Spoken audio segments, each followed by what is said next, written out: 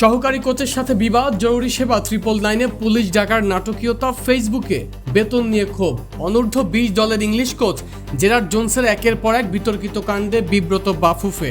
শৃঙ্খলা ভঙ্গের পর এই ইংলিশ কোচকে বরখাস্ত করতে চাইলেও বাফুফের হাত পা এখন পুরোপুরি বাঁধা।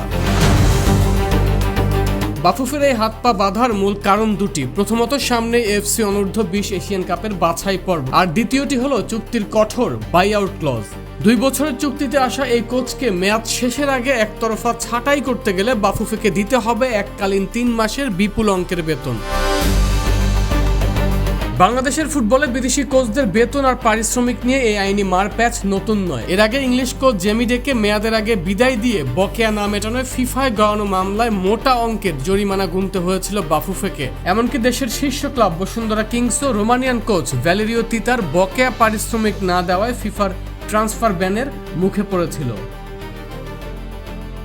আইনের জটিলতা, সেই পুরনো ক্ষত আর বর্তমান আর্থিক সংকটের কারণে এবার তাই বাড়তি কোনো ঝুঁকির পথে হাঁটতে চাইছে না বাফুফে। তাই অসন্তোষ সত্ত্বেও 3 মাসের বকেয়া পারিশ্রমিকের জরিমানা এড়াতে টুর্নামেন্ট শেষ না হওয়া পর্যন্ত ইংলিশ কোচের এই বিতর্কিত অধ্যায় নীরবে সহ্য করা ছাড়া বাফুফের সামনে আপাতত কোনো পথ খোলা নেই।